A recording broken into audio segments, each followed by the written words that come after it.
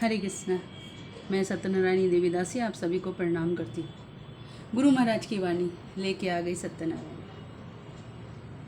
गुरु महाराज से किसी ने पूछा, गुरु महाराज, हमारे संस्थापक आचार्य श्रील प्रभुपाद के प्रति हम अपना प्रेम किस तरह से विकसित कर सकते हैं? तो गुरु महाराज कहते हैं कि श्रील प्रभुपाद जी ने हमें बहुत विशेष उपहार प्रदान किया है, इसके लिए हमें सदैव उनका आभारी रहना चाहिए। गुरु महाराज बताते हैं कि हम जो विशेष उपहार अपने गुरु और श्रील प्रभुपाद जी से पाते हैं, उसके लिए जब हम उनका आभार व्यक्त करते हैं तो हम उनके प्रति अपना प्रेम विकसित कर लेते हैं। श्रील प्रभुपाद हमें भगवान से सरल तरीके से जुड़ना सिखाया है। उन्होंने हमें बहुत सारी पुस्तकें उपहार स्वरूप प्रदान करी है, जैसे कि श्रीमद् भागवतम, भागवत गीता इत्यादि।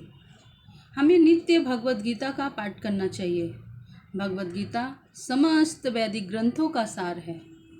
यह एक दिव्य पुस्तक है। जो इसको नित्य पाठ करते हैं उनके समस्त चिंता, दुख, क्लेश मिट जाते हैं। जो ध्यान पूर्वक भगवत गीता को रोज डेली नियम से पढ़ते हैं, उनके पूर्व जन्म के किए हुए सारे पाप मिट जाते हैं। भगवत गीता भगवान के मुख से निकसित वाणी है और गंगा जल जो है वो भगवान के चरण से निकली हुई है। भगवान के चरण और मुख में निसंदेह कोई अंतर नहीं है, लेकिन यदि हम निष्पक्ष रूप से देखें तो मुख चरण से श्रेष्ठ है। जो मनुष्य नित्य गंगा में स्नान करते हैं, गंगा जल का नित्य सेवन करते हैं, वे मुक्त हो जाते हैं। तो उनका क्या कहा जाए जो नित्य भागवत गीता का पाठ करते हैं। भागवत गीता के एक श्लोक, आधा श्लोक या चौथाई श्लोक का पाठ करने से भी उसकी गति सुशर्मा के जैसी होती है। ऐसा भगवान विष्णु ने माता लक्ष्मी को बताया। एक बार माता लक्ष्मी को भगवान विष्णु कह रहे थे कि जो नित्य भागवत गीता का पाठ करते हैं वे मेरे धाम को आ जाते हैं, मैं उन पर बहुत प्रसन्न रहता हूँ। और अगर जो नहीं नित्य पूरी भागवत गीता नहीं पढ़ सकते, वे एक श्लोक, आधा श्लोक या आधे का आधा भी पढ़ लेते हैं तो उनकी गति सुशर्मा नामक ब्राह्मण के जैसी हो जाती है। तो माता पार्वती जी ने पूछा कि मुझे ये बताइए सुशर्मा कौन है? तो भगवान कहते हैं सुशर्मा एक ब्राह्मण था, लेकिन उसके कर्म ब्राह्मण के जैसे नहीं थे। वह नित्य मांसाहार करता था, मदिरा का सेवन करता था, चोरी करता था, डकैती करता था, लोगों को परेशान करता था, आतंक फैलाता था। मतलब उसके जितने बुरे कर्म सारे वो करता था। एक बार वो अपने घर के ईंधन के लिए लकड़ियां बटोरने जंगल में गया। वहाँ पे एक सांप ने उसको काट लिया और वो मर गया। मरने के बाद यमदूत आए, उसको पकड़ के यमलोक लेके गए। वहाँ पे उसको उसकी जो चित्रगुप्त जी हैं वो उसके बही खाता को देखते हैं तो उसमें सिर्फ पाप पाप पाप भरा हुआ है। वो यमराज को बोलते हैं इसने तो बहुत पाप कर्म की है। तो यमराज बोलते हैं कि जिस तरह का उसने पाप किया है उससे वैसे नरकों में उसको डाल दिया जाए।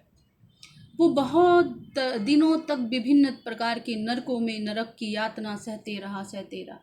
फिर जब उसके पाप थोड़े कम हुए तो उसको एक बैल की योनि में डाल दिया गया। फिर से वो पृथ्वी पे आ गया। यहाँ पे पृथ्वी पे उसका जो मालिक बना वो अपाहिज था। वो उससे नित्य बहुत सारे काम करवाते रहता था, बहुत कार्य लेता था उससे। बहुत इस तरह से किसी तरह उसका दिन चल रहा था। इस तरह एक बार वो बहुत सारा बोझ उसके ऊपर लाद देता है और बोझ लादने के फलस्वरूप वो किसी तरह चलते चलते बीच बाजार में जाके गिर जाता है। जब वो गिर जाता है तो रंभाने लगता है, तो सारी भीड़ उसके आसपास इकट्ठी हो जाती है। लोगों को उसके ऊपर बहुत दया आती है।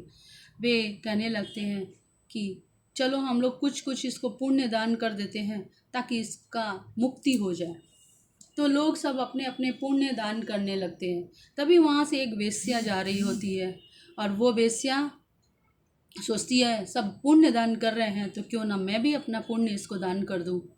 और वो वेश्या भी मन में बोलती है भगवान अगर मैंने भी कोई पुण्य कर्म किया है तो इसको वो दान मैं इसको दान कर देती हूँ। जैसे वो वेश्या ये संकल्प करती है बस वो बैल मर जाता है और उसको यमदूत वापस यमलोक लेके जाते हैं। जब यमलोक जाता है वहाँ चित्रगुप्त फिर वही देखते हैं और इस बार चित्रगुप्त आश्चर्यचकित रह जाते, अरे इसके तो सारे पाप कर्म खत्म हो गए। फिर वो यमराज से कहते हैं महाराज इसके सारे पाप खत्म हो गए। तो यमराज जी कहते हैं हाँ, क्योंकि इसको उस वेश्या ने अपना पुण्य दान किया था। वो बोलते हैं अच्छा तो अब क्या किया जाए। तो कहते हैं कि इसको अब उत्तम कुल धनी ब्राह्मण परिवार में जन्म दे दो। वो ब्राह्मण परिवार में जन्म ले लेता है लेकिन उसको अपने पूर्व जन्म के किए हुए सारे कृत्य याद रहते हैं। वो जब थोड़ा बड़ा होता है तो वो उस वेश्या को खोजने लगता है। वेश्या को खोजते खोजते आखिर एक दिन उसको वो मिलती है। वो उससे पूछता है कि आप मुझे ये बताओ कि आपने उस बैल को ऐसा कौन सा पुण्य दान किया था। वो कहती है मुझे भी नहीं पता, मेरे घर में एक तोता है, वो तोता कुछ मंत्र पढ़ता है, मैं उसको सुनती हूँ और उसको गुनगुनाती हूँ। वे दोनों उस तोते के पास जाते हैं तो तोता कहता है कि मैं भी पूर्व जन्म में एक ब्राह्मण था लेकिन बुरे कर्मों की वजह से मुझे तोते की योनि मिल गई और जब मेरा जन्म हुआ तो मेरे माता पिता दोनों का देहांत हो गया और मैं गरम रेत पे पड़ा चीख रहा था। तभी वहाँ से कुछ ऋषि मुनि गुजर रहे थे, उन्होंने मुझे उठाया और ले जाके अपने आश्रम में रख दिया। उनके आश्रम में एक गुरुकुल चलता था। उस गुरुकुल में बच्चे रोज नित्य गीता का पाठ करते थे। मैं भी उसको सुनता था। सुनते सुनते मुझे भी कुछ गीता के श्लोक याद हो गए। अभी मैं और भी कुछ सीख पाता कि एक चोर मुझे वहाँ से चोरी करके लेके चला गया। वो जब चोर मुझे लेके जा रहा था तो इस महिला ने देखा और इसने मुझे खरीद लिया। तब से मैं इस महिला के पास हूँ और ये नित्य जो मैं श्लोक पढ़ता हूँ ये नित्य सुनती रहती है। इस तरह से हम दोनों ही गीता का नित्य पाठ करते हैं एक तरह से। तो वो ब्राह्मण, वो वेश्या और वो तोता दोनों फिर जब गीता का ये महिमा सुने तो वो नित्य अपने सारे जीवन भर जब तक वो जिंदा रहे गीता को पढ़ते रहे और उनकी जब मृत्यु हुई तो वे भगवत धाम को चले गए। इस तरह से हमें भी नित्य गीता का एक श्लोक तो पढ़ना ही चाहिए। श्लोक, अनुवाद और तात्पर्य जो प्रभुपाद जी की पुस्तक में। भगवान कहते हैं कि हम जो नित्य कर्म पूजा करते हैं, नित्य पूजा करते हैं, उसमें हो सकता है हम लोगों से बहुत त्रुटियाँ हो जाए, तो जब हम गीता का पाठ कर लेते हैं तो भगवान प्रसन्न हो जाते हैं और हमें क्षमा कर देते हैं। माने एक तरह से वो क्षमा प्रार्थना हो जाती है। और अभी कोरोना भी चल रहा है तो जो लोग गंगा स्नान को जाते हैं वो गंगा स्नान नहीं कर सकते तो वो गीता का एक श्लोक ही पढ़ ले, गंगा स्नान के जैसा हो जाए। हरे कृष्णा कहिए, सदा खुश रहिए। हरि बोल। नित्य गीता पढ़िए। हरे कृष्णा।